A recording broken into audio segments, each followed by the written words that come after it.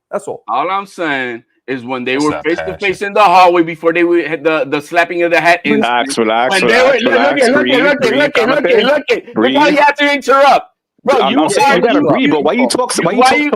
Why you gotta fucking interrupt? Go ahead. I muted him. You finish what you have to say, and then All I'm saying is when they were face to face in the hallway, when T was holding out a bag and he was face to face and they're going at it, why didn't Matias do shit then? But he wanted to act Mr. Bravo. He wanted to act Mr. Bravo only when there was a group of people and he fucking swing from over people to hit his ass. Now this man is saying that's a slap and all this and that. Yo, why didn't he take the fight when he was offered up 1.5 million? No, he decided to fight Botto. He signed with Eddie Hearn and he got his ass whooped. Then he comes back asking for a fight when he had no belt and nothing to fucking offer.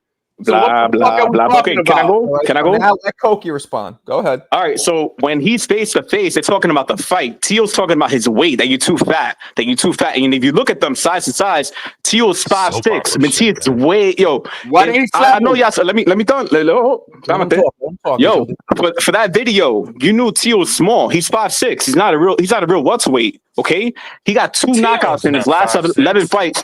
Who the fuck he knocked out at 140? You're talking about Teal knocking people out. He's not gonna knock nobody out. He's too small. On top of that, Matthias, yo, they wanted to fight. But what happened? He wanted to fight Jermaine Ortiz. He got outboxed by Jermaine Ortiz.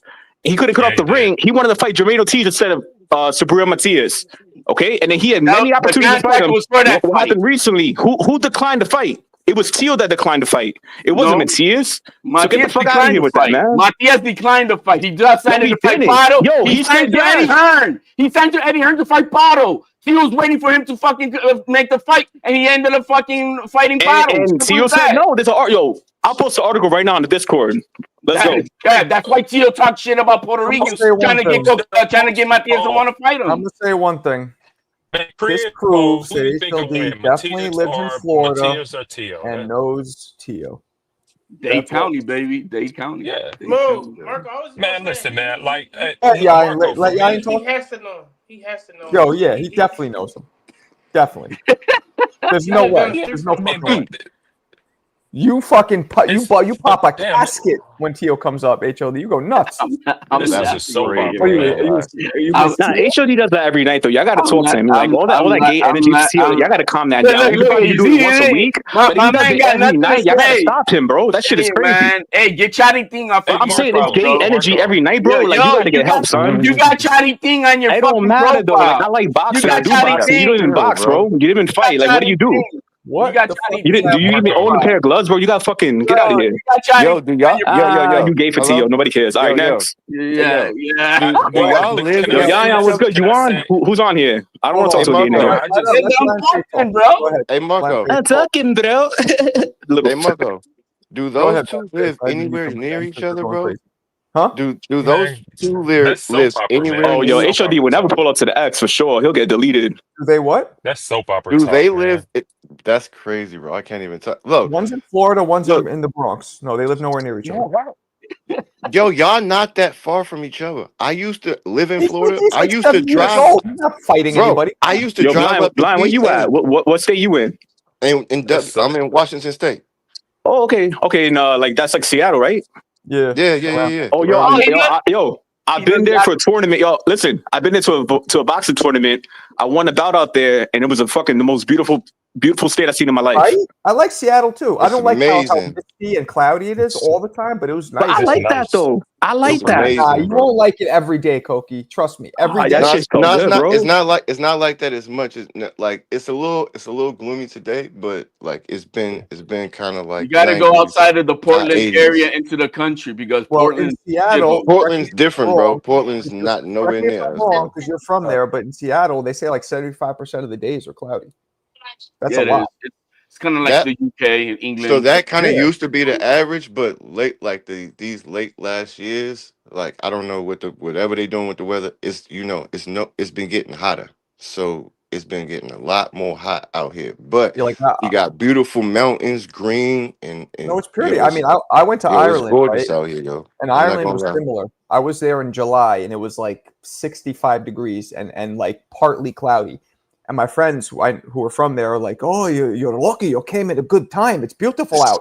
And I thought they were joking, but they were dead ass. That was beautiful. Yeah. 65 Yeah. and partly cloudy in July. So I can't fuck with that. But the greenery, something about whatever the atmosphere is there, the climate makes the greens like just pop. It's beautiful though visually. We right off the rain's a ocean. lot. I mean, that's why it's really The rain, yeah, that must be it. Yeah.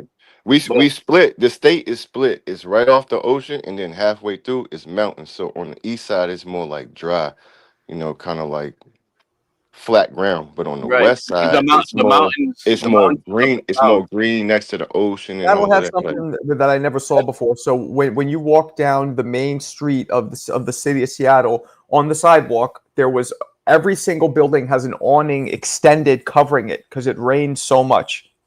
which I've never seen before. It was just basically it's like a huge fucking scaffolding covering every single street in Seattle in the city, so you can walk around and not get fucking rained on. Like there's unwritten rules around here. Like we know you not from here if you walking around with like a rain jacket or an umbrella, right? They don't fuck with umbrella.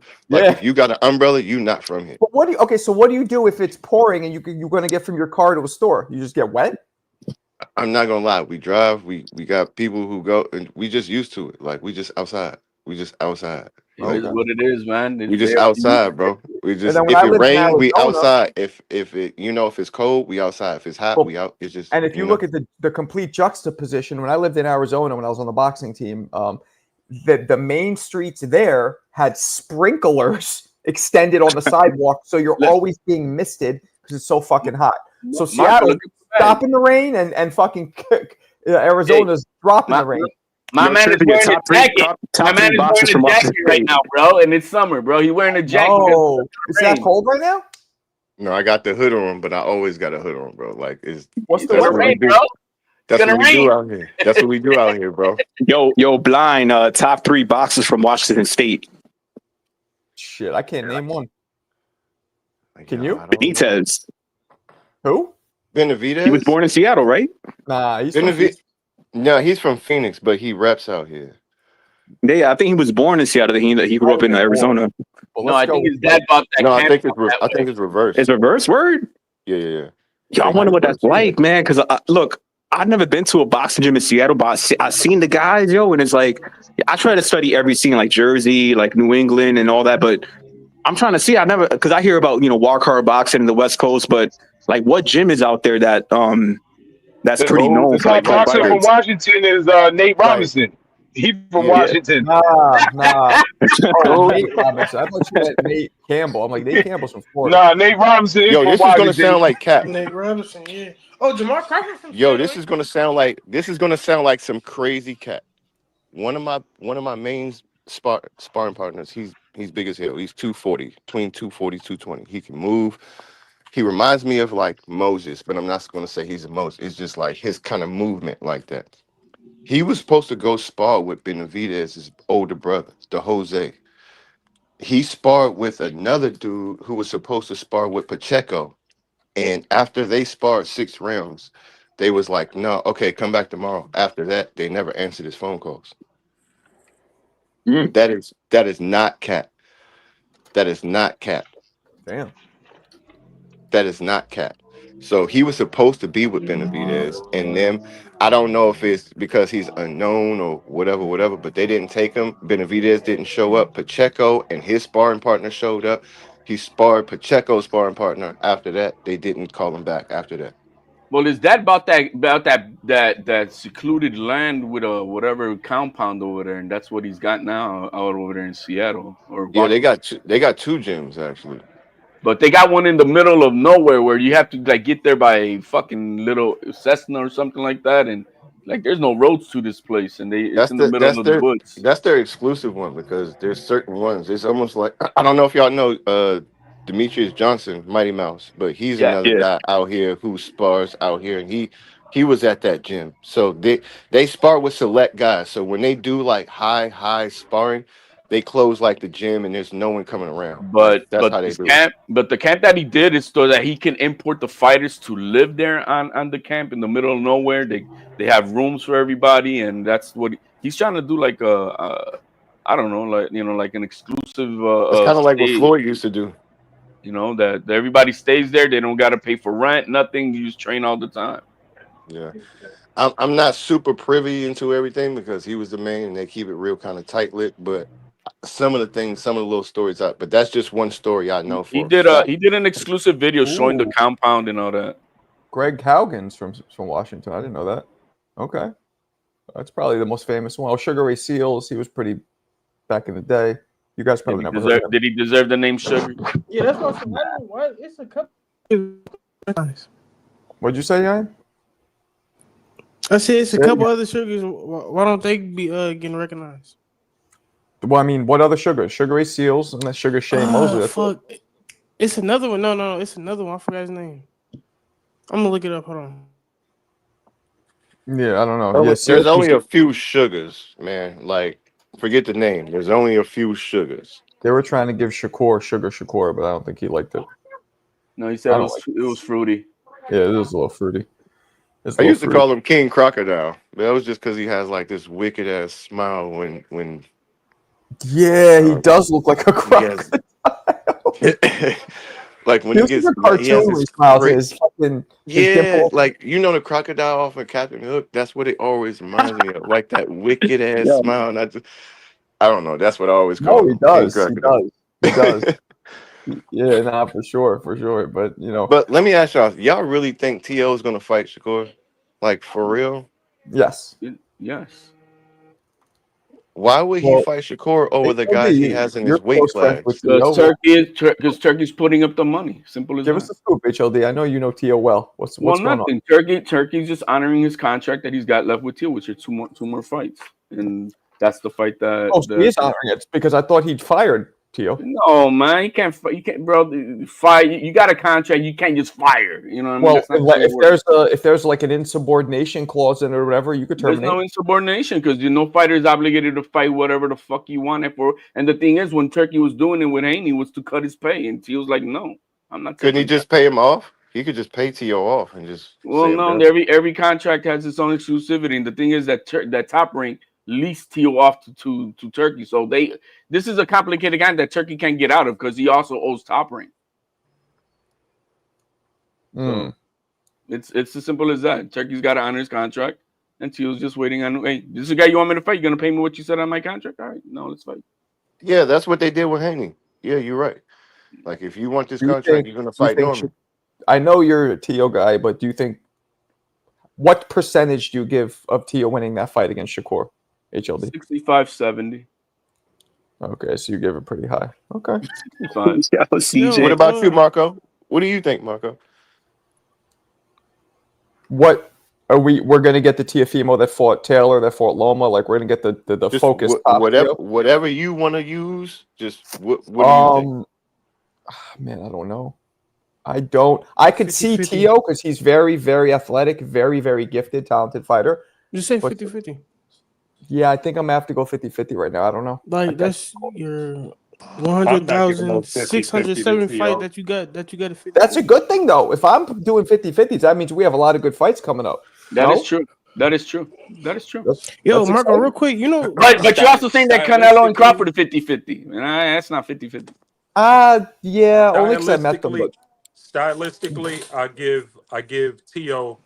70-30 over Matias, but against Shakur, I'm giving Shakur 60-40 on that. I agree. But look, Marco, because of styles alone, I just don't think T.O. does well. I agree. Fighters with great feet. I'm like 65-30 Shakur. Can't wait till they make that fight because Matias is knocking the fuck out, bro. Yeah, and what are you gonna say? That's gonna be easy work for. You're gonna see. Oh, yeah, go ahead. Spit it out. 102 years ago, Rocky was born. He ducked 3 times. Say that again. 102 years ago, Rocky Marciano. Ducking Smith turning down Turkey. Hold on. Yeah, wait, what? Nah, it's being dramatic. Rocky was born. Rocky Marciano. 2 years ago, Rocky was born? What? 102. Oh. Dang. Yeah, it's his birthday today. Oh, it is? Today would be his birthday? Dominated Matias, though. Nah, it's not going to be domination. Fucking T.O. couldn't even knock out Claggett. Claggett got 9 losses. Like, in that fight, Matias is not going to let him out. Like, he's not going to get out the pressure. And T.O. don't got that game to be like, all right, I'm going to back you up. T.O. don't hit that hard at 140. I think that everybody saw Matias versus Paro. Yeah, but if how many times you seen that fight? You've seen it 1 time or twice? Bro, we're not doing the Haney. If you've seen it one time, I invite you to watch it again. Because these fights, you act like Paro dominated. This guy was clinching for 12 rounds, bro. But beat the shit out of Haney. But after watching it 56 times, I got Haney winning that fight. Yeah, Haney won by UD, but at the end of the day, it wasn't like Loma was putting in work too. So it's not like that was a close fight. That was I had it even. And the thing is, Paro and Lopez don't fight the same, so that's not really. It's 2 different styles. T.O.'s not even good, for Matias, man. Say what? T.O. don't hit like that. I'm telling you, T.O. don't got that power at 140 to back up Matias. If you want to back up Matias, you got to hit hard. Paro actually hits hard. It's gonna be another Barboza performance. That's what you're hoping. It's gonna be another Barbosa. Alright, Matias don't hit like Barbosa, bro. I'm telling you, if Tio ends up dead, bro. you're gonna be crying at your funeral. Bro, he's a punching bag. The more loud you get for Tio, the more we know you love him. The man is not a boxer. Everybody knows the man is a okay. Tio been hospitalized. Has Matias been in the hospital? Like Tio almost died from Cambosis. The Cambosis can't hit for shit. Nah, that wasn't because of Cambosis. He had a fucking pre-existing. I'm saying that's part of boxing. Cambosis pushed the tempos so much that Tio almost had a heart attack. What do you think? Okay, who do you think is a better pressure fighter, Cambosis or Matias? Matias, obviously. Come on, man. You got to put Tio on a heart monitor to fight Matias. Yeah, Cambosis didn't beat Tio because of the pressure. I mean, Cambosis beat Tio off a straight discipline. Tio was just not disciplined, bro. It was all discipline. Bro, they both were getting hit, but Tio got outworked. He got outworked. Yeah, but Cambosis, he was the one that got hurt in that fight. People sleep on the fact that Tio hurt Cambosis. Yeah, he got hurt, but guess what? He outworked him. He didn't let that stop him from winning the fight. Hey, Matias, before this Puello fight, got fucking rocked in the first 15 seconds versus 144 ranked against fighter. Somebody who hits harder than Tio Primo Lopez. Against somebody who hits harder. Yo, when was the last time Tio knocked someone out? I want to know. Ain't nobody. Talk to me about Tio's power. You want to say he has power, but you have no proof about it. What at 140? Who he's knocked out at 140? That's like he whipped Barbosa's ass. It's gonna make you look easy. Everybody was falling asleep at that shit too, bro. By the 5th round, nobody was watching that fight. You would think that HLD would support his Puerto Rican brother, but he's going for the Honduran. Okay. Bro, HLD supports Jake Paul, son. He'll take any fucking white motherfucker. No, this dumbass would rather have Puerto Rico be independent and shit, looking like fucking. Yeah, because HLD is a bitch who doesn't fucking take independence of his own stuff. He wants somebody to take care of him. He want to be taken care of. Using American dollars. All right, but don't rep a flag if you're not gonna stand up for it. That's what I'm saying. It's about representing a nation, not being a fucking bitch. It's Americano, bitch. Okay, you want to be colonized? Congratulations. That's not how everybody thinks. Okay, that's what he did to you. Okay. Mute these dudes. Anyway, let's leave politics. Let's get back to boxing. Tio is going to lose to Shakur for sure. That's like a 12-0 because you can't cut the ring from Jermaine Taylor. Why are you going to cut the ring from Shakur? Well, I'm not so sure about it for sure. That's going to be a good fight. That's going to be domination right there. Hey, he fought Jermaine if Taylor. That is domination, that says a lot for Shakur. No, it doesn't. Jermaine Ortiz on that. Style make fights, man. Style make fights. Because he get the fuck out of here, man. No, listen to me. Zepeda was somebody who has clearly come forward. Okay. Tio's an athletic all around. He got many facets to his fight style. He does, but yo, if Shakur can dominate Tio, that's his levels. What are you that goes to both sides of the spectrum of what his talent is. You can fight a pressure. Last time Tio looked good against a guy. You look terrible against Tiger. I'm not sure what you're talking about. Hold on. Let Alan talk, please. Go ahead, Alan. When the last time Tio looked great against a fighter with great feet? Josh Taylor. Sure, that's a good point. Taylor was 33 though, and Taylor came off a loss. That's like one of the most overrated wins in the past 20 years at 140. You beat the best guy we beat in the game, and that was he wasn't. He lost to Jack Catterall. Stop pushing that fake narrative, bro. He lost to Jack Catterall. You can't be the best when you lost to Jack Catterall at 140. Stop pushing that shit. Josh Taylor was not the best at the time. You probably fought at 140 like 5 years ago. Hey! When did your man lose the first time? We're talking about Josh Taylor. Don't change the You see I changed the topic? You see I changed the topic, but we're talking about Josh Taylor. Talk to me how Josh Taylor was the best at that time. He lost. You see the Jack Catterall fight? He lost.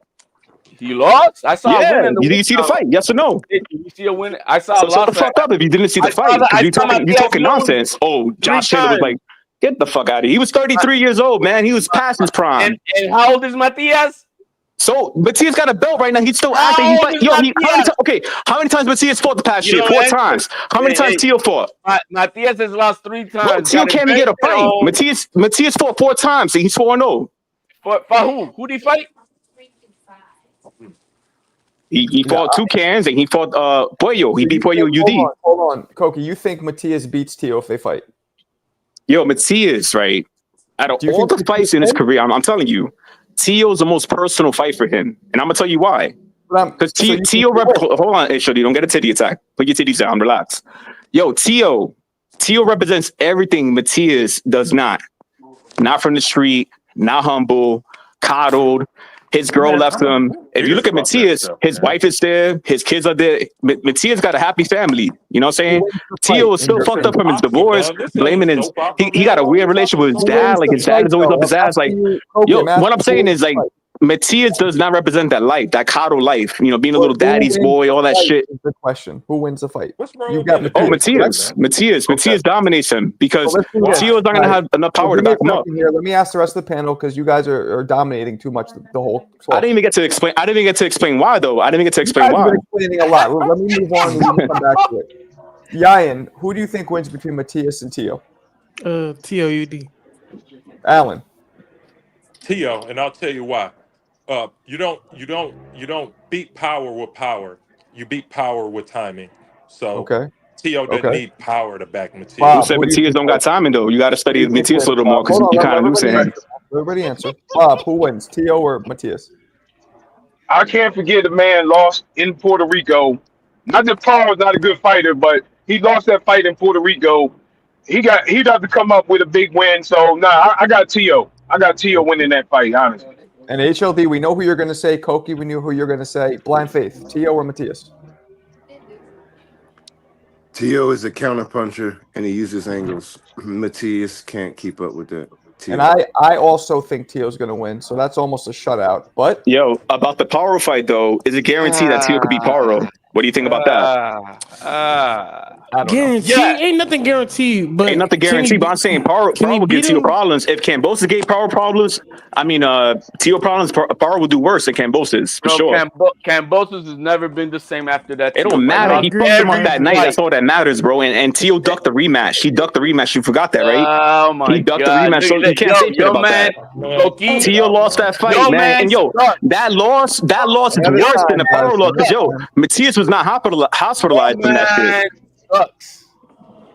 Yo man sucks. That's his panel that's You wish your man sucks you, bro. That's how Yo you sound. man sucks, You wish your man bro. sucks you. That's how you sound. Kobe Anyways, said yo, shit. The that power fight don't mean nothing, bro. Yo, Tio has lost. Yo, convincingly, maybe to Martin. Like he struggled with Martin. Martin's not all that. The brightest thing that Matias got in boxing is his fucking blonde hair. That's Oh about yeah. it. Yo, HOD checking on the Mentor out. You know how he is, yo. He's like, oh, where do you got that done at? All right, let's Weird. move on from Tio and Matias because this is fucking out of control. Yeah, that fight probably never happened. Nah, that's gonna be Matias by fatality for sure. Now I'll bet, that'd be the only fight I put money on for sure. Hey Marco, can I ask though? Is Shakur and Tio? That's probably but can I ask why is Matias right now ducking Smith, bro? Because he doesn't want to fight, taking it a purse bid. Based on what? Based on what? Hey, he declined the turkey offer and wanted to take it a purse bid. Bro, shut the fuck up. Based on what? Post it. What are you talking about? This nigga HLD is obsessed with fucking narratives, yo. Bro, you mad as hell. Yeah, my nigga, you spent 8 hours on fucking Mill City talking about narratives and shit. Come on, you gotta get. Do you work? Nah, bro, you fucking you work, bro? You want to count? You want to? Hey, damn, bro, this guy got bad free time. He's counting my pockets, bro. He counting my right. pockets. You got your mother's BBT card. I'm not sure about that. Bro, you trying to be too funny. Trying to be too funny. Shut up. Anyway, you might be his uncle. You might be Teofimo Senior's brother. I don't know. Nah, I think that's his fucking e-boyfriend or some shit. Indeed. Fucking you got HLD pretending to be a woman and shit. The man with a blonde HLD made a girl's profile and like dated Tio online and shit. Because he's Puerto Rican. They're from Honduras.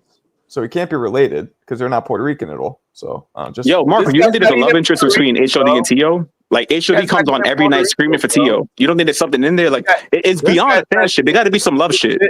This guy's not even Puerto Rican, bro. I'm saying, yo, HLD, do you get your hair like Tio too? You get the same haircut? Same haircut, man. Same haircut and shit. Same little. The same fade and Timbs you be wearing. The same fade and Timbs you be wearing, bro. Yeah, that's fucking gay. You're just gay, man. What's the next topic, Marco? It's good to be gay. Go ahead. Go be gay. Let's move on. This is we're losing viewers here slowly. Yes. They're fucking jumping out. Next topic should be, why don't we stick to the big one? Crawford and Canelo. Oh man, for the millionth time this week. Okay, we could switch to we did Haney and what's his face already. No, what about Benavidez, man? Who's he fighting? Oh, Yard. Yard. Right. Hey, did you guys understand Bill Haney's tweet? I could. It was kind of cryptic. I didn't get it. What did he say? He's talking about. Let's see here. He's talking. I don't know if he's talking shit to Eddie Hearn or and his father, or is he signing back with? You know, let me pull it up real quick. Hey, He goes in 38 years since starting in snooker. Eddie and Barry Hearn never made a Devin Haney undisputed third division, third continent by 26. The Haneys kicked their ass in legacy department. Now middleman money blocking. Eddie Hearn and Matchroom do it best. And then he's got like his hands like, you know, one of those confused emojis. What is he talking shit about him or what the fuck is he doing? I think that's like supposed to be like a backhanded compliment in a way. I mean, Hey, Bill Marco. Stars. What's up? I got Yard. I got Benavidez beating Yard, but I got Yard hurting Benavidez in that fight. I can see it. I think he's gonna hurt Benavidez. How? Hurt I him. see Benavidez finishing that quick, bro. What do you mean? Me too. How quick though? Because I think Yard, he had got too many miles already. 4 or 5 rounds. Yeah, me too. I agree. Yeah. Nah, I don't know about that, but Like I'm thinking about the Yard of old, like the Yard of like a couple years ago. It's not gonna work like that this time. How old is he right now? How old is he? Probably like 30. Gotta be over 33. 35 maybe. Let's see. What's his first name? Anthony Anthony Yard. He's done 34. better Yep. every fight. Every fight he's been out, he does better though. 34. Yeah. Like I That's said, not that old. That's not that old. his only chances in the first 5 rounds. I think we've been saying that since the fight's been called. First 5 rounds, he has a chance to knock out Benavidez. After that, I don't Appreciate see him you, keeping up. CJ. Marco chills, but the panelists stay beefing. One mic. Yo, CJ, appreciate you. Why don't you jump in? Where you been at? You fucking what are you? What's a picketing against coming in the fucking panel? He's hiding from Alberto. Alberto's not in the panel. He probably You never know. He probably out jogging with his Bro, with his he's dog. playing 7 pickleball, more bro. to hit the goal, guys. Let's try to do it. Oh, and everybody watching, I mean, it's not that many, but if you're not a member of the Discord, join the shit. Oh, Yeah, Marco's never there. Come join us. Watch the shadowy shots. Yo, didn't Yard only lose to Better Be? There it is. Right, he got knocked out. Yeah, so I don't know. Yard was, I think was, if was putting in I work. don't know, Marco. I agree. Yard I think if he always touched, looked great early. He just have conditioning issues like Plant. I think if Y'all was doing good against Better Be. Hell yeah, he hurt Better BF. He hurt him. That's what I'm saying. Yeah. I think if he touched David, he might hurt him. Kovalev too. Kovalev and Better BF. Yard was getting up in their ass like Preparation H, but then he got caught. No, it's conditioning. It's never he get caught. He always just wash out. I mean, like okay, I don't really remember the fight that clearly, so maybe you're right. He's always conditioning with Yard. I mean, but fundamentally, great boxer. Body punch. Oh my God, he's a devastating body puncher. So David better watch out for the body. He's a big dude. I got Benavidez late though. I got like maybe like 9, 10. I got Benavidez showing out defensively, man. I don't think he's gonna get hit like that. I think he's gonna be smart defensively in this fight. David ain't never shown no defense like that. Nah, his defense got better against Monroe. He showed more dimensions on his defense, even on the pressure fighting. You know, he's not getting hit with like crazy shots like that. But every time he got hit with that power, he was like buckling, bro. Ow! Nah, he still goes though. He doesn't like. He's not like Haney where he's like completely out. No, not like Haney. But he still comes like he's not really. He was feeling them power shots. He got that Mexican beard, but at the end of the day, he didn't feel power before. Ecuadorian beard. Well, you know, he called himself the Mexican monster. So I just think he's a better defensive fighter than what he was 4 years ago. That's why I think he'll be more dominant in this fight. I think his offense is connection to his defense. I don't think he's. Why didn't Benavidez fight Better BF? Right, because Bivol just had a back surgery, so he's out. That fight got announced first. It was announced first, and then Better Beef decided to want to get back in the ring, and so then Turkey put him on. But it wasn't like that fight was being talked about with Better Beef before the Benavidez. Are we gonna see Better BF back, or you guys think he's done? He got a fight lined up. He has a Bro, fight. he didn't get his ass whooped. What are we talking about? Back He's what? 40. He's 40 though. Who's he fighting? Some guy. I think it's on the Canelo card, ain't it? Oh, don't know the appreciate dude's you, name. Oval. You are a scholar and a Hey. gentleman. I've been saying that about Better Be for past 5 years, bro. And I'm not until I see it in the ring. I'm not gonna say he's until he shows it in the ring that he's. Do y'all think the trilogy happening? No. What did he I don't do? either. What he did to me is unforgettable. Who are you talking about, Alberto? Sorry. I think better. I think his style is a style that definitely washes out. I mean, he could age overnight in the ring because of his Yeah, style. he could. Who better be it? Yeah. But until I see it, I'm not gonna go with that narrative because I've been saying that for I don't know how long, bro. This guy's old. This guy's old. This And guy's he's old. always injured too. You know, I Yeah. like that. I like the Callum Smith versus Benavidez fight. Yeah, he didn't want that though. I don't think. Callum Smith has a fight, but depending on that, that might be the next fight. I want to see the Bibble Benavides so we could I do just too. get Benavides kicked off this bullshit. Bivol just had surgery. Bivol's not Oh, fighting until you don't late like He not 26. probably fighting for another year. Yeah, he's done for like a year. Yeah. Once Benavides faces an elite fighter, he's getting his ass whooped. That's what they said about Caleb Plant, and now then that didn't happen. That's what they said about Boo Boo. That didn't happen. That's what they said about what Vozick. None of it happened. But who's the Caleb Plant was lead? never Who's the lead up there that's But But finna he was beat? obviously. I a weight remember bully in dudes those with the fights, Caleb man. Plant fight were swearing, Caleb "Oh, Plant he's was flat-footed. never He's elite. going to get outboxed," and he beat the shit. He would have stopped him if the ref didn't allow all that fucking Yeah, holding. Caleb Plant looked early. He looked good early in that fight. He It did. Yeah, wasn't no complete sure, washout. but guess what? But he Guess what? again, Caleb Plant, he had conditioning problems. How many people look good against Floyd and then they didn't because he figured him out? Benavidez And is the same thing with Boo Boo. Boo Boo looked great against David right, Benavidez. and then he got figured out. That's I what made mean, me a No, he fan didn't of get David. figured got out. out. He He wasn't got in the out ring in gassed, what, oh, how many bro. years? so He got how out come when gassed. somebody like Floyd does it, He gassed Floyd out. figures people out, but Benavidez, the other fighters have to just Floyd a gas. He's not, technician and bro. David not. So Benavides is that's not why. that type of a technical fighter by Exactly. no stretch of the He makes imagination. no, he's not a okay. He makes adjustments. You guys really think it's nothing he did? It's just guys getting tired? Bro, he was really a weight bully at Oh 68. my He was goodness. overwhelming small guys. Yep. Let's be real. Let's be Well, I real. mean, I agree. And He was respect bigger, to him. but Respect to those are him. the rules. He got He makes the weight. He listen. makes the weight. How often do you see big guys like that have combination punching? Respect to David Benavidez. I'm He with put his you. punches together well. But I'm he's with been a you. weight bully quite a But bit, man. again, if he makes the weight, this weight bully talk is bullshit. If you make the weight, you follow the rules. It's not bullshit. It's a No, reality. Just that it's just a legal. It's a legal cheating loophole. That's all. it's not And cheating if guess it's part what? of the rules. It's And I'm not cheating, mad. bro. I'm not mad at Canelo for not fighting that guy. And I get damn that big. too. And He's too damn I big. respected Canelo when he finally said that's the reason.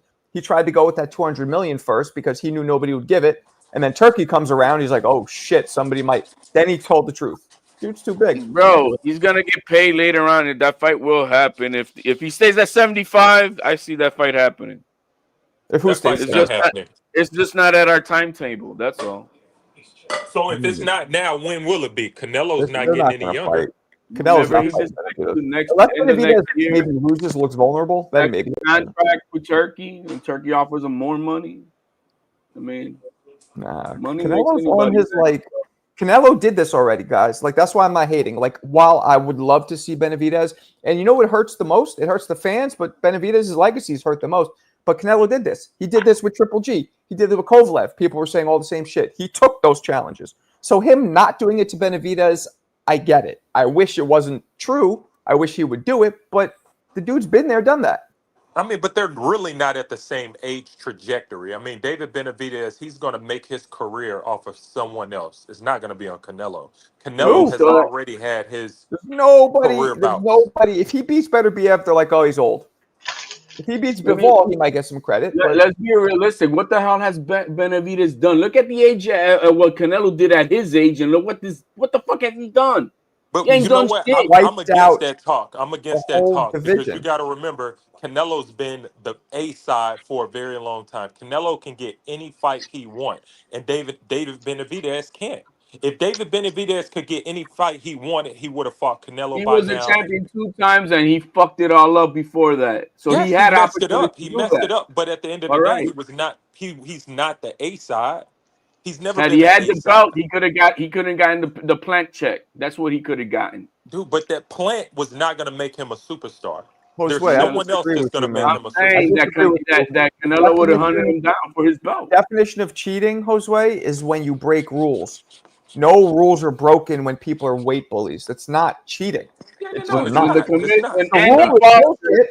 I It's think the not. rule is bullshit. I agree with that. But cheating is you didn't break any rules. Andy Foster, the commissioner of Canada, when he himself knows that this is legalized cheating because it's the same advantage as if you're taking steroids when you come in 15, Man, 20 it's not pounds cheating, man. stronger than Cut another it out. person because you're that much bigger. Yeah, but bust this.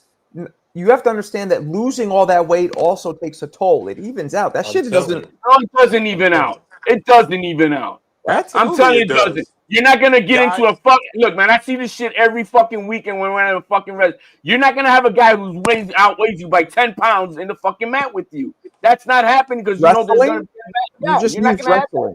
First off, why do you watch wrestling so much? That's weird. Secondly, it's a because that's what I train with my son. The fuck? yeah, all right. How I about you think you put love that watching with his wrestling on son? your free time, but nah, you can't compare the What's sports. wrong with You wrestling? can. You can. guys are killing themselves to make weight. If Ryan Garcia would have killed himself to make weight against Devin Haney, we would have saw a different bout. Yeah, just like we saw against Tank. I'm not saying Ryan would have beat Tank, but he was clearly drained. You know what I Absolutely, mean? 100%. It takes its toll, so it works both ways. No, it doesn't work. It does not equal out because the Nah. benefits far outweigh the negatives. Far outweighs. If not, everybody wouldn't be doing this shit. I don't, and honestly, by the way, I don't even like this whole. They should weigh the same day. That's I what they should agree. do. But I and agree they that they did it should for have years. It was very successful, and you Nah, I probably had don't way agree less with that, deaths and Marco. brain I bleeds don't back agree with then. that. I think they should be It's reporting a weight class nah, division. They should do nah. like collegiate wrestling does. You're reporting. Okay, I'm going to be wrestling at this specific weight.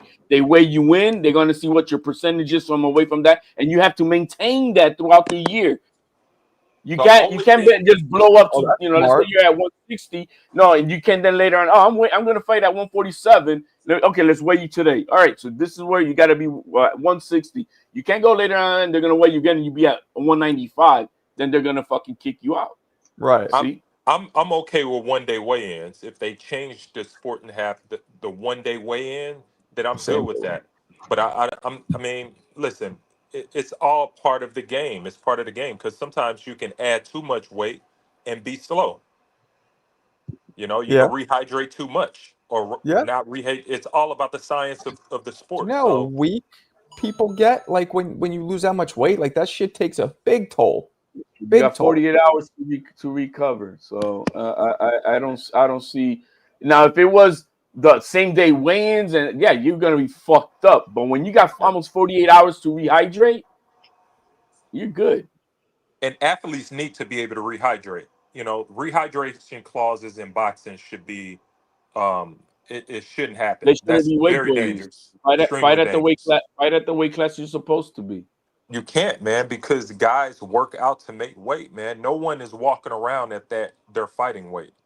So you, If I you did. can't if you that can't you I can't was have also that. not You at a got high you level. need rehydration. if you're not a weight bully, yes you are. Shakur's not a weight bully. Teal's not a weight bully. Those guys are walking around close enough to their weight classes. I mean, would you consider Pitbull a weight bully? That motherfucker puts on like 20, 30 pounds in between fights. No, The but butterball. I think Pitbull should be around 130. I mean, His but I will say he looks fat when he puts on the weight, whereas these other guys look normal. So, but yeah, he puts on a lot of weight. I mean, you can arguably Bud. In this case, Bud's been a weight bully. They've been telling me Bud's walking around at 180 his whole career. That's what I've been hearing. I'm like, He's how's that always not a been weight bully then? that. I'm saying so. I mean, hey, the fight is at camp. If you can make weight and if you can be in position and be conditioned enough to go 12 rounds, hey, it's all good to me. Yeah, I mean, like I said, it's not cheating if there's no rules being broken. You know, the It's rules not are, you know what's broken? The rules themselves are broken. Yes. But you know, but it is a fucking major advantage. You got Loma fighting at maybe 140 versus a kid coming in at 165. oh Like, come yeah, on now. when Loma and Devin fought, they looked like they were like 3 weight divisions apart. Right. That's bullshit. That's cheating. That's not Well, cheating, man. that's the rules. Bro, but it's cheating, bro. You're not fighting at an even advantage. You're fighting at an advantage. Okay, That's what so the if rules that's are. the case, Loma should have went down. He went up. He went up too high. His fault. Yeah, Man, your boy is a weight bully. Period. it is kind of annoying because now it makes everybody have to be very adroit at gaining weight, losing weight. Like now that becomes part of your training, gaining and losing. Like that shouldn't have anything to do with boxing. Boxing Gentlemen, shouldn't have. I'm gonna ask everybody. Remember the Toro Gotti Joey Gamache and Yeah. the Toro guy. What y'all think about that? Because Well, that's when the Toro put on like 25 pounds.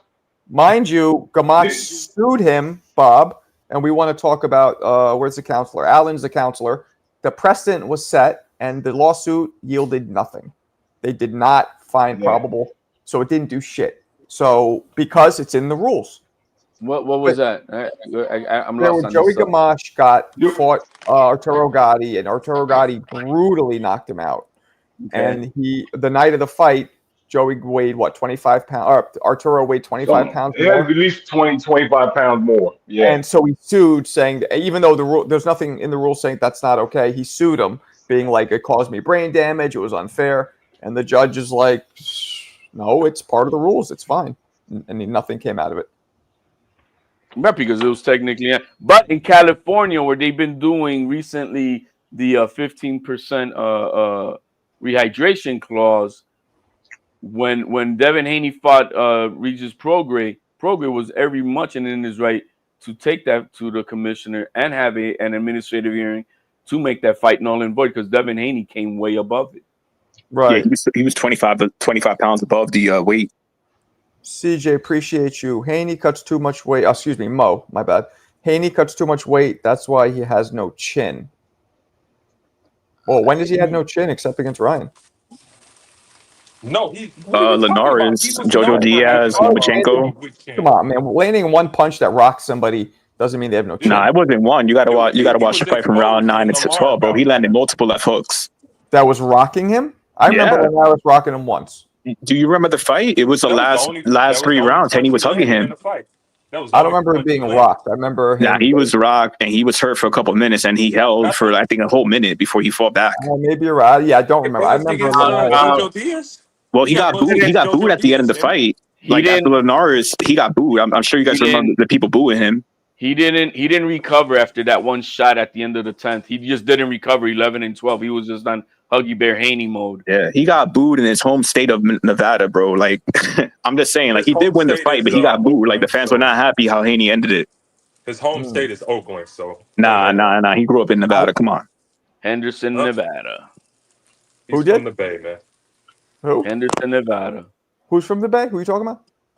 Devin Haney. Bill Haney. Bill Haney is. He grew up. Yeah, Bill Haney. He grew up in Cali, right? Nah, in Henderson. Yeah, they're from the Bay, man. They're from the Bay. No, he ain't, bro. He grew up in. Where did Devin Haney live and grow up? Henderson, Nevada. In the Bay. Henderson, Nevada. Stop capping.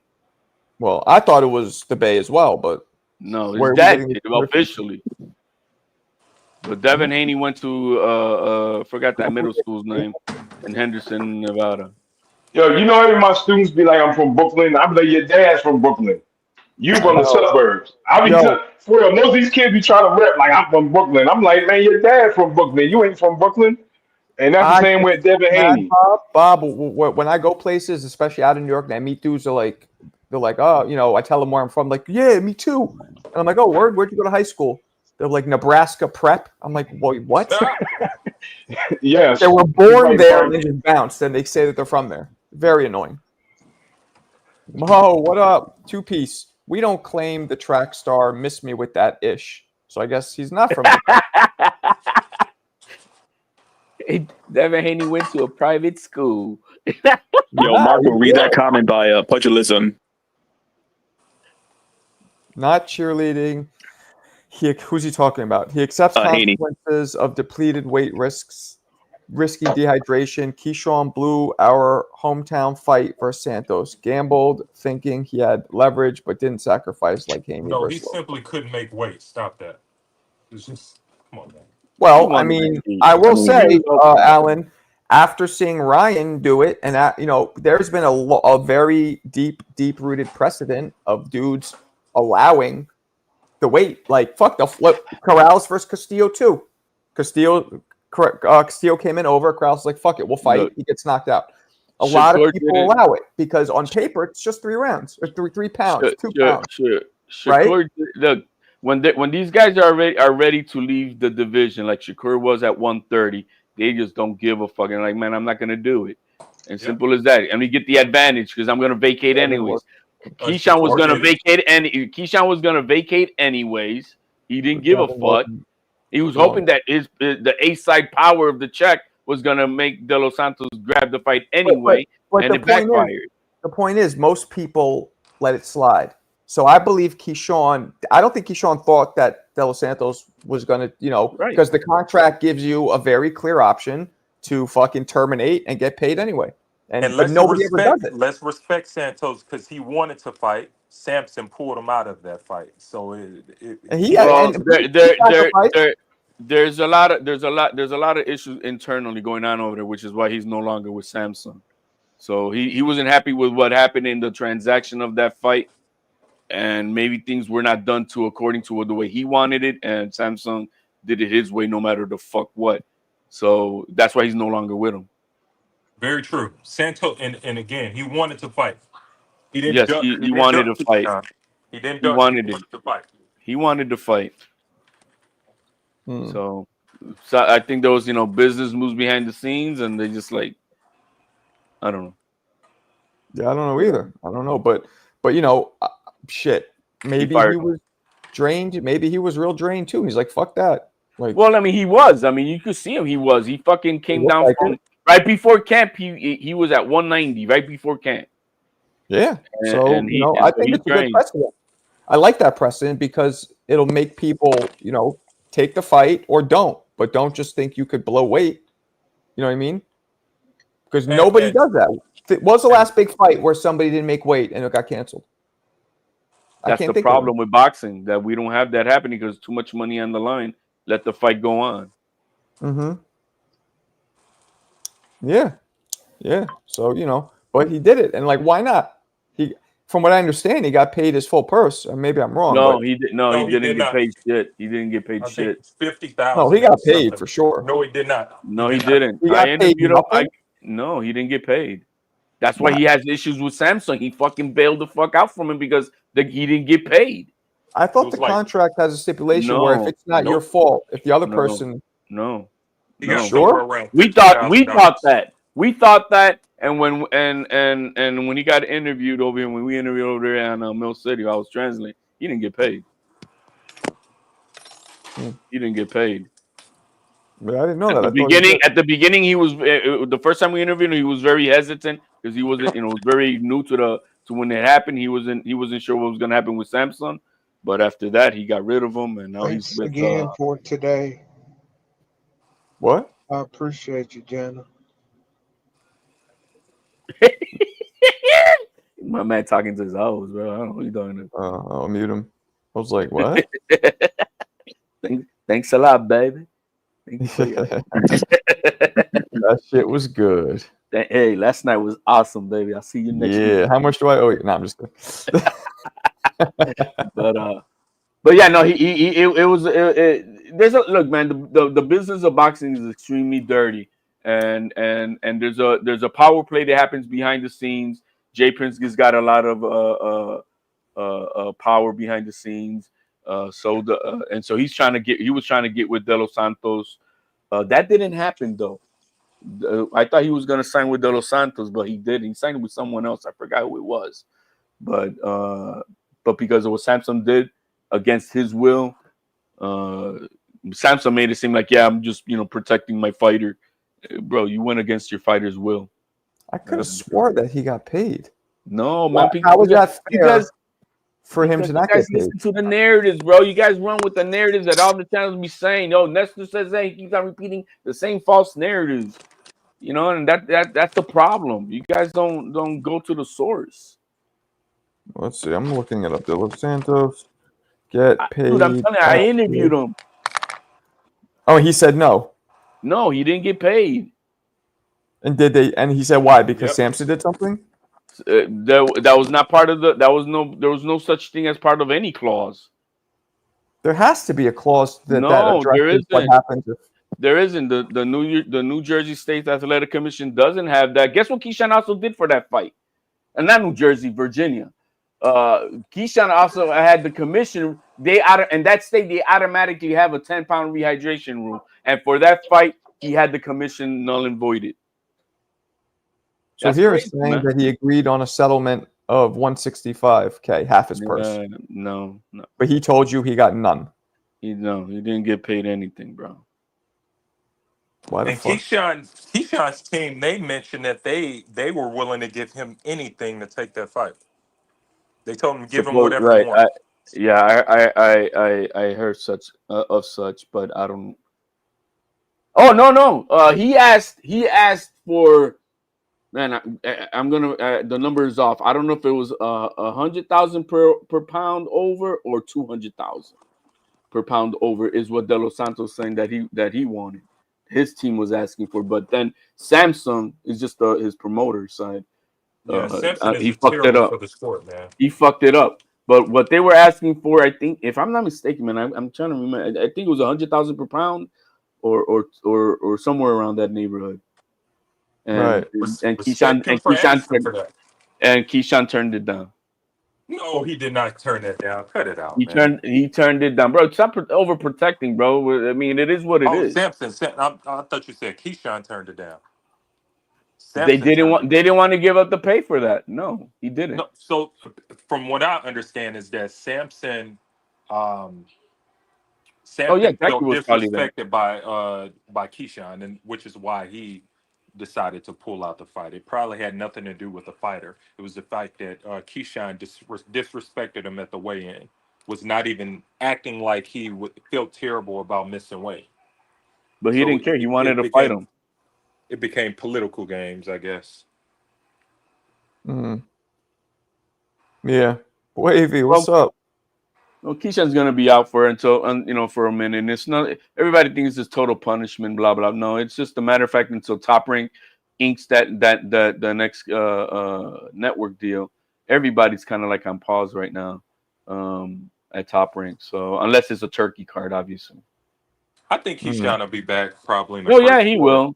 Yeah, I think so too. It'll be about a year by then. You know what I mean? He paid the price by maybe missing a couple of paychecks. So it extends his contract until he fulfills it. That's about it. Yeah, I mean he's another one that we want to see what path his career goes. Like, who's he going to fight next? He's gonna have to take a light touch like he's been doing anyways at 135. He ain't fought nobody. He'll fight a light touch at 140 and get his feet wet. You know what I mean? HLD, would you tell anybody to sign with Scampson, or you would tell them stay away from that dude? No, I wouldn't. I wouldn't have nobody send with him. There's a side of Samsung that I can say that he does look out for the well-being of his fighters on a personal level, but when it comes to the business, I just don't like the way this man moves his people, man. It's just terrible. And there's a lot of connections on the backside. There's a lot of, lack of a better word, a lot of mafioso shit goes on in boxing. You know what I mean? Your friend is my friend, my enemy, whatever, because they're all in it together. And so the managers, they're gonna be in on each other just to do what's best for them and fuck the fighter at times. So I can't believe that Fundora is still with him. I mean, he really blew a few bags with Fundora. Yeah, but he's like, hey man, I'm gonna get to fight now Thurman, right? And so he's a lot of these guys get swindled by that stuff over there. Yeah, but he had the Bud Crawford fight right there. That was the fight to make. Oh yeah, it was, wasn't it? Well, I mean, look what they made him do, man. Xander Zayas agreed to, as the ordered man, he agreed to everything that they wanted and from Samsung and Fundora's side. And he agreed. He wasn't arguing. Like, yes. Then at the last minute, they're trying to sneak in a rehydration clause. This dude who's 6'6" is asking for a rehydration clause. On Xander Zayas? On Xander Zayas. Holy cow. And that's when and Xander Zayas said no. And then because they can't enforce that, he vacated his belt, which is why then Xander had to fight the eliminator of Canwell and Garcia for the belt. See, so I mean, he vacated the belt. Yeah, I mean they're really trying to. I mean, he got that title, and they're trying to stretch it as far as they possibly can on Tim Zoo. But And I I think understand it. we're gonna learn that Tim Zoo bout just isn't gonna age that well, because No, I don't see Fundora beating nope, Xander, and hell, nope. honestly, I got Tim Zoo losing to Keith Thurman. Thurman.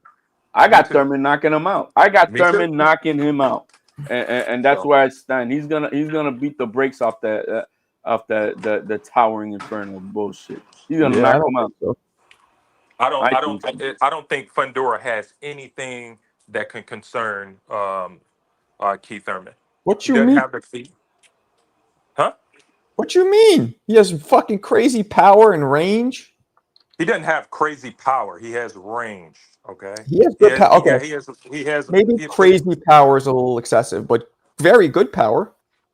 he has okay power. He has okay power, but his power is not going to replace the fact that he has discipline issues. He leaves his chin up. He fights too tall, although he is tall, but he's too straight up and down. You know what I mean? And his chin hangs up there. Even though he won his last bout, he was getting caught with the same punch he's been getting caught with his entire career. But if you He's notice, he didn't start doing that until he already had Tim Zoo hurt and vulnerable. Before that, he No, kept I'm his not even range. talking about the Tim Zoo fight. I'm talking about the fight before Tim Zoo. Who, Who did he fight against? Tim Zoo, I forgot. Before Tim Zoo. whoever that kid was, he ended up beating late, but he was getting caught with the same. He get caught with the same exact punch every single time. You throw a leaping hook and it's over.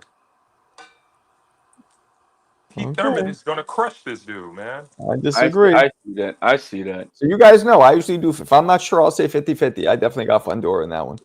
By how But, much? huh? What percentage you give it? 60-40. 60-40? Nah, because the 60-40, that means you don't really believe in yourself that much. If you really believe that Fundora is gonna wash out Keith Thurman, 70-30. you better Yeah, be I don't talking believe he's 70 gonna 30. walk. You're right. I don't. I don't know for Yeah, sure. 60-40 is a cop out. 60-40 is a close love fight that I think No, but I you're would not lean towards talking close, Marco. You're Fundora. talking like this dude is gonna beat Keith Thurman up, in which he's not. No, I don't think he's gonna beat him up. I think he's gonna beat him though, not beat him up. Keith I Thurman is a think good fighter. We've never seen Keith Thurman really beat up. I see this fight gonna go the same way that Barrios fight did with Thurman. That's the way I see I it. think so too. I There's think gonna be so too. moments where Fondora's gonna have his moments here and there, but Keith Thurman's skill, experience, Fundora is way is, more dangerous than Barrios. no, I get it, but it ain't gonna be enough for Thurman. He ain't stopping Thurman. I'll bet you 10,000. No, I'm just kidding. 10,000 likes. 10,000. I never bet ever. I like I said, I used to, but it just takes away from everything and for me It does. watching the fight, it just takes it away because you're paying attention about the bat and the other person, and you're not paying. I mean, it takes it away. The I pure, agree. the pureness agree. of the sport. Yeah, no, exactly. So I don't bet. And let's be honest, Keith Thurman really doesn't deserve this fight. And he's going to get in there and he's going to beat Fundora up, just like Fundora didn't deserve the Tim Zoo fight. Right, he So won a belt coming off being knocked out. yeah, that's crazy. Keith Thurman's going to go in there. He's going to dominate this dude. He's going to get back in the good graces of boxing fans, and then he's going to turn on us once again with a crazy injury in Keith Thurman fashion. Damn, man, I hope not, man. Because you know what? I think we need Keith Thurman. If Keith Thurman becomes champion, bro, we need him at 154 because he makes it fun, bro. I wish it was Xander Zayas and Thurman in Puerto Rico because I know that would have been a hell of a fun fight to watch. Xander Zayas to beat Keith Thurman up, man. I don't think it's a far gone conclusion that's what's gonna happen to me. Thurman, I think I validate Thurman as who he is. He's a good fighter. He's a good How fighter. about if Thurman wins Pacquiao rematch at Oh no, 154? please no. I mean, I think Keith Thurman Hey, I think Keith Thurman took a few years off of Manny Pacquiao life, even though he lost. They got Pacquiao and Rolly in talks right now. Oh my God. Are you serious? Yeah, Yeah. that's And, what and one of these reporters put out. I don't like that's, Rolly, but he's gonna kill Pacquiao. oh my God. Here we He's go. gonna Nah, kill him, man. I don't know. Yeah. Yes, Broly is he very is. limited. He's gonna knock him out. And I'm not a Rolly fan at all. I don't think Rolly's good, but he's gonna destroy Pacquiao because he's not gonna care about the legend. He's gonna come at him and take him When the out. last time we saw Raleigh knock somebody out? I don't even. Who has he knocked out? That's Yeah, that a was great question. 135. Somebody maybe. Raleigh, It had to be at man, I mean, he 135. does have that power. power Like we're talking is so overhyped. he Now does I have do think he power. got retard strength though. He definitely got retard strength, but Yo, I saw him hitting that bag the other day, man. The kid hits hard, man. There ain't no joke about it. Yeah. Yeah, He fucking exactly. hits it like a hyena in heat. Now he could punch though. He could punch. You know what I mean? But he can only punch because Tank told us that he's the hardest puncher I've ever faced. no, if you Fuck outta come on, here. Alan, you watch him The fight, hell you can out. see that there's thump on those shots. Dude, that old man didn't think he could hit. That old man hit harder than him. That old man was his own power puncher. You know what I mean? That dude Yo, was man, oh, they did Grandpa wrong, bro. Because you know that was a imagine him at 40 years old becoming champion finally after all these damn he years, should have been bro. a champ. That's so fucked up. That might be. Look, I think Meldrick Taylor was a worse stoppage for certain reasons. But if you just look at bare bones, bad stoppages, that might have been the worst stoppage. He literally. When was the last time that you saw the dude who's throwing punches get stopped? He was in the middle of a combination. The ref's like, no, too much. It's like, what? When have you ever seen that? And Hey, his it's legal. and I That's forgot legal, what man. was Tony Weeks is just so bad for boxing. I I forgot what didn't he know. actually I've said. never seen him do shit like that before. Have you? Who, Tony Weeks? Yeah. Man, are you kidding me? Tony I Weeks don't. is Tell historically me, bad. what did he do? What other fights did he do that? I think he was the ref in the Luis Castillo versus Chico bout. No. Oh, but that wasn't a bad stoppage. What do you mean? You don't That think was it was a good bad refing. stoppage? That was good So ref. Well, the second one no, or no, the no. first one? So if you so he gives Chico all of the chances to recover. But the moment Castillo get hurt, you immediately wave it off. Wait. He didn't. He ref that fight great because don't forget, No, Chico he was did not, cheating. man. He gave. Chico was spitting his Did you mouthpiece see, out. He dude? warned Yeah. him. He took a point away. He ref that great. So why did you stop it so fast for Castillo? But you allowed You're he talking about the allowed second or the first fight? the first fight, Chico versus Castillo. Was it this first That's or the second greatest fight? fight I've ever seen. What do you think about that was bad? I don't get it. I just thought that he gave Castillo he gave Corrales a bunch of opportunities, and he didn't give Castillo no chances. Yes, he got hurt, but if this is supposed to be a great gladiator, you know, beat a bang bout, or you know what I mean, bloody mess, give the dude a shot. I don't I hear know what you're what saying. shot you don't think he didn't give him, but you know He he didn't get he a dude gave a shot. him. Kraus was Not one the who was same. really hurt near the end. He didn't give him the same chance that What at Chico the did. very end? You mean at the very end? Yes, he All stopped right, you that tell fight. me if you think this fight should not have been stopped. But you got to also give No, context. let everybody else watch. You tell me this shouldn't be stopped. Castillo's not hurt. No, not yet. This is right after Kraus goes down. Oof. There he is. First one. Oh, wait, hold on. This is me doing a... Here we go. Oh! Boosh! Oh, this is me breaking it down. But look, he's rocked. Look at him. He's out. Right there, he's already out. Look at him. He's done. But he's throwing. Look at him. Done. That shouldn't be stopped. Are you kidding? No. Right there, he was Oh, that shouldn't right be there. stopped, man. That's HLT, break it down for No, me. that should no, not be no. stopped. That last 1.5 second. Out. You can replay right there. Just that very last one. His arms are open And his head's against up. the He's like, ropes. he's out. Heads up. Yeah. He's out.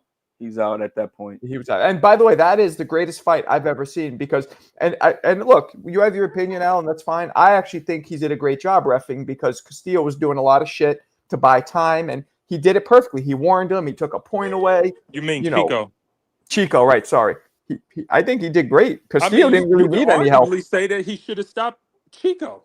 Chico should have been stopped at one point. Nah, Chico got up every time. He was fine. He was all fucked up looking, but he was coherent. He wasn't drowsy. Nothing. Wobbling around. What do you mean coherent? Spitting his mouthpiece out? How many times did he do it? That shows that he's coherent. That was a purposeful tactic to get more time to chill. That shows his faculties are working. You know what I mean? What is this, Koki? What are you putting here?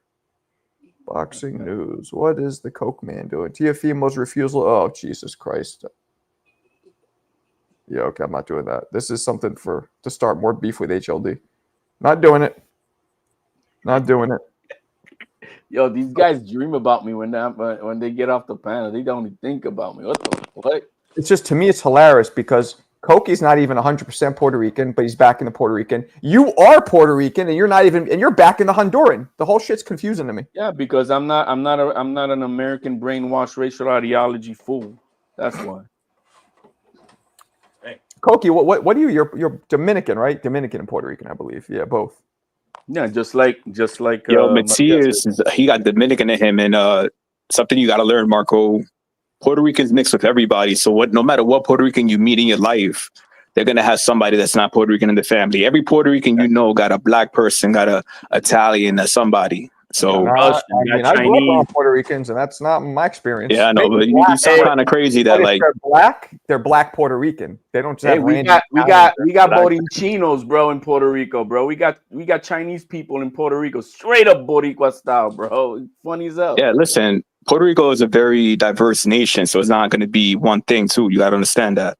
Yeah, I've met Puerto Ricans who look blonde hair, blue eyed, or whatever. Hey, I get it. Hey, us Puerto Ricans, if you find, we fucking it. Simple as that. Yeah. What?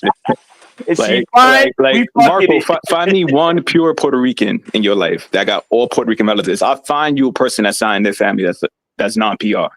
You'll find a person with the three angles of a Spaniard, Taino, and but I didn't really do a deep dive African. in the family tree or whatever. But I thought they were.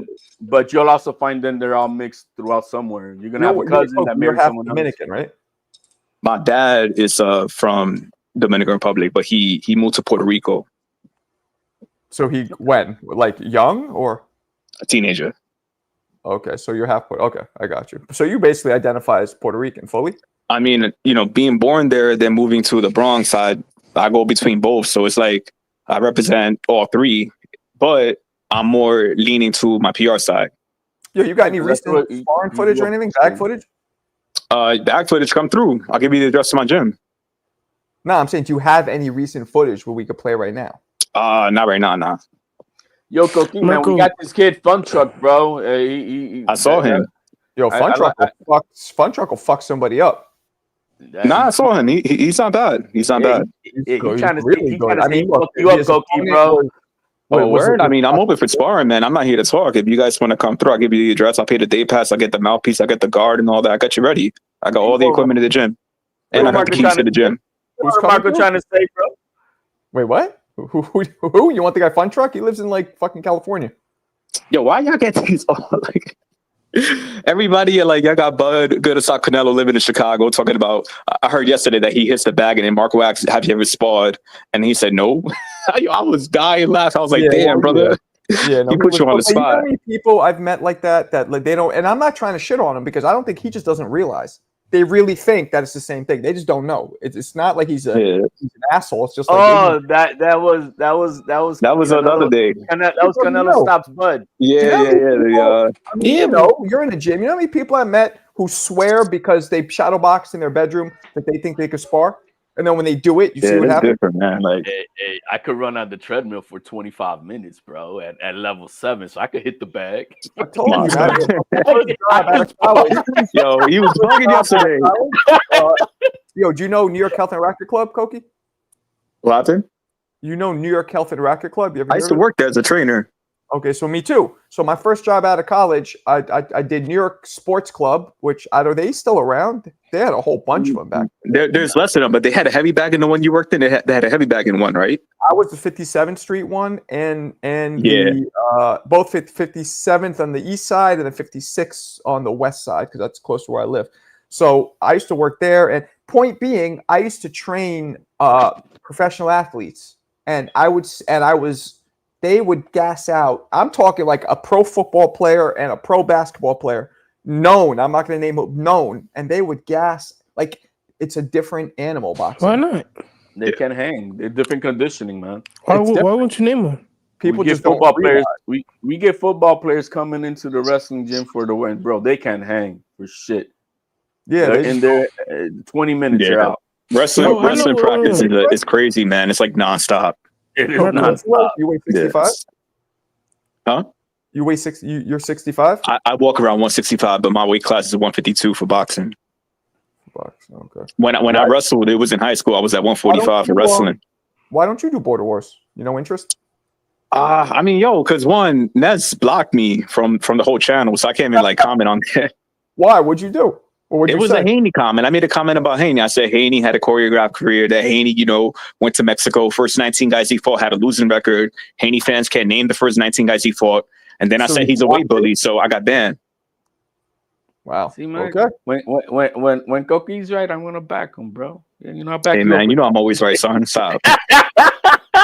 Yo, I'm telling you, when Matias gets Tio, so you're gonna be the biggest Matias fan in the world. Look at it, bro. I extended an olive branch. You're gonna do the Matias walk. You extended an olive branch. Why are you so damn combative, Koki? Who's the one emotional, bro? Who's the one emotional? He's trying to make peace. This fucking guy. That's how you know he's young. I'm telling him the outcome. He's gonna be the happiest guy in the world, bro. He's gonna be the biggest Matias fan. Hey, I like Koki, man. Hey, man, I'm telling you, your life is gonna be a lot better. You're gonna have a fighter who got a wife that's there for him. I like Mo? Koki, bro. We're Mo in the house. Dash As cam much as Mo. you What want to up? admit it, he like me. We stand on our 10 toes and whatever the fuck we believe, and we go at it no matter what the fuck what. I like that. Cracking, Mo. It was good, guys. I'm on my way to work. Who's Indigo? Indongo. Indongo. A random fighter that he's trying to, I guess, be funny.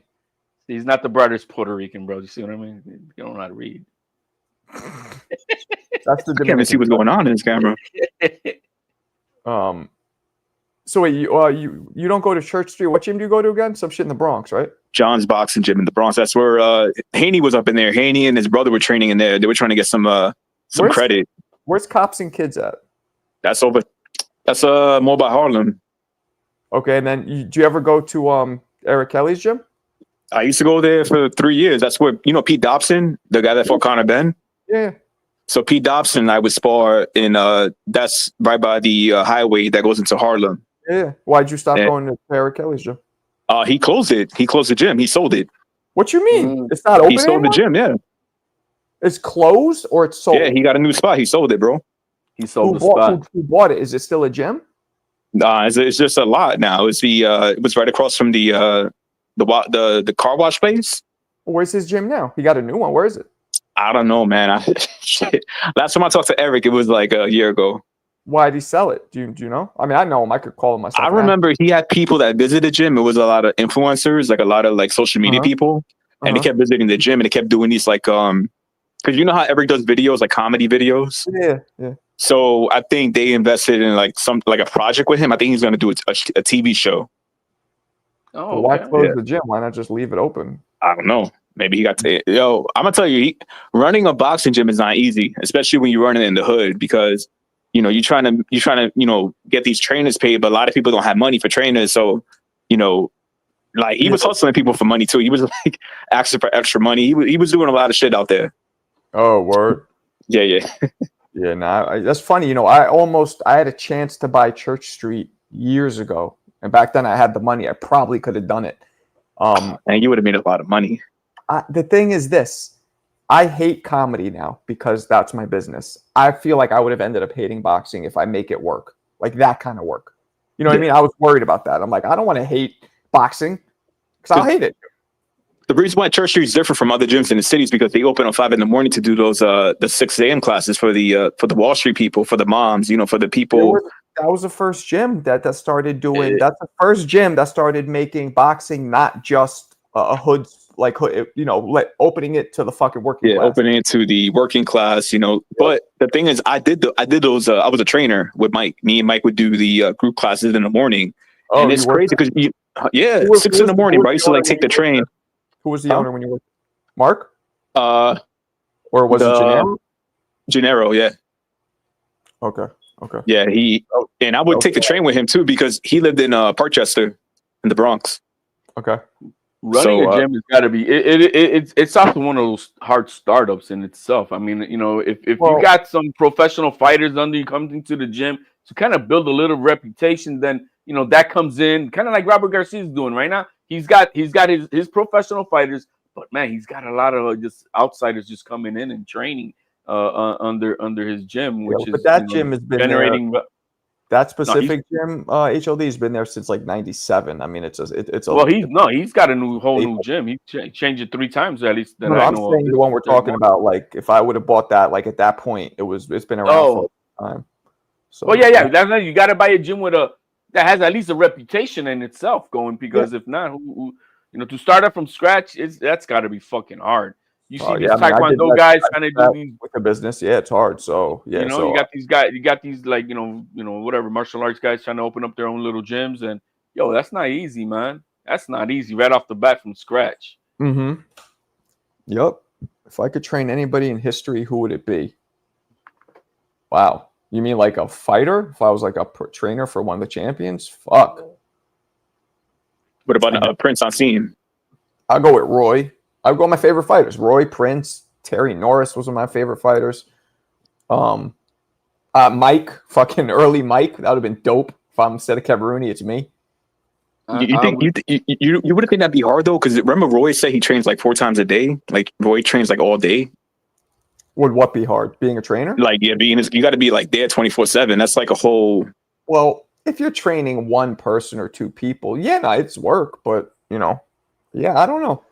I never. Well, Marco. What? Marco, I mean, at a certain point, wasn't Roy just kind of like training himself? Like when he was at light heavyweight? I don't remember him being with anybody big or like. I'm pretty sure he always had a trainer, but he was either with Alton Murkison or his pops. He got rid of his pops. It was Alton Murkison mostly. But like a trainer for him was like a trainer Ryan Garcia, like, okay, do 2 laps here, do fucking 20 push, like shit like that, but not like he ran himself. Nah, yeah, exactly. I think there's always a trainer who's watching the fight and watching the sparring and say, giving you tactical tips and stuff, because you can't see everything as a fighter in there. I mean, you see most everything, but you definitely a pair of fresh eyes on the outside helps.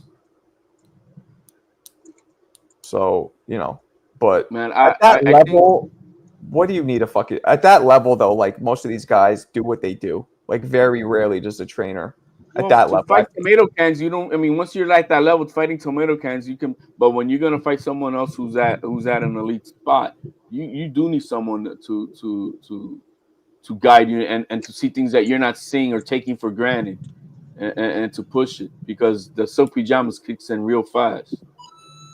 Yeah, like when Holyfield got Emmanuel Stewart to do his camp for the second Bo fight, the one that he fucking won. He got rid of Benton and Lou Duva from his corner. Yeah, that's a good point. But I think at a certain like those top elite A-level fighters, they don't need fucking they don't need like high level trainers. That's just another fucking expense. But as opposed to like these guys now, who all their coaches are their fucking dads. When they're in there giving them bad advice and shit. I mean, when Cotto was trying to change up his style, he went to the Cuban trainer Diaz to be a little more different. But then eventually he went to Freddie Roach, and he kind of like as he got older, he wasn't as heavy hitting, but he became more technical, and I think that helped him, down to have a little longer career. But I think a coach can make a little difference. It just depends on what they're trying to add to the fighter. I agree. I agree. See, I would if I could be a trainer, I would train Matthias so he could learn how to box. Oh yeah, I'll try. I bendito. But yo, it'd be funny because if they fight and then Matisse outboxes now, I'd be like, oh shit, look what happened. Another UD. That's where I kind of also see though. Now talking about outboxing, like everybody thinking that Crawford is all the super technical. And can you imagine that if Canelo comes in there and out techniques Crawford and beat him at his own game? It's all about timing and space, man. If you could time the jab and find where the opponent is in the ring, then you're gonna control the fight. It just depends on who's there first. Really suck, but Hey guys, I gotta tap into a meeting here. Yeah, I can talk to you guys later. Right. Marcos, You gotta meet with Tio. Yeah, I gotta meet with Tio, bro. Oh man, you're gonna have a date. Olive Garden. We gotta wine. Well, Olive got hey, them breadsticks are good, bro. You gotta leave it alone. Yeah, Right, have guys. fun, man. Later. I wonder what why wouldn't he just tell us? We know he's in the camp. I'm telling you, he's like probably He's like anonymous, yo. a strength guy or something like that. I can tell. You think he's just I like doubt it. He's probably like an accountant or some shit. Armando is guess- Matias, not Maftias. It's not Maftias. That's what fucking blue blood supporters call him. Yeah, I wonder what he does. Like, why wouldn't he just say it? Like, we know it's that already. He said his son is in wrestling, so I'm sure he does something with like Yayan said about strength. Yeah, I mean, just because his son wrestles doesn't mean he's involved in it. You know what I mean? Never know. I mean, hey. Yeah, maybe. I don't know. I don't know. Yeah, it's hard to tell. I feel like he might know him. Like maybe him and the dad grew up together or some shit. Maybe.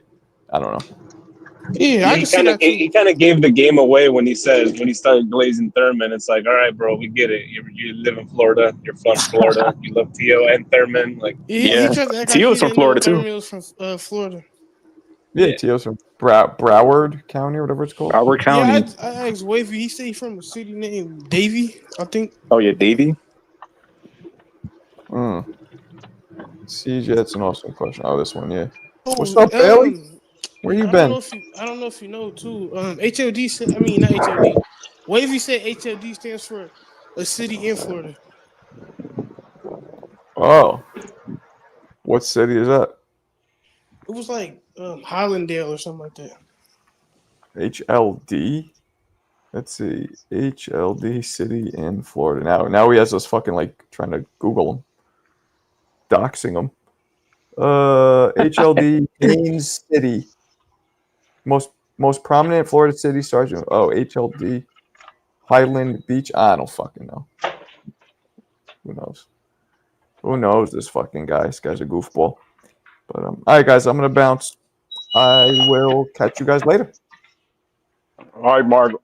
Peace. Love, peace, and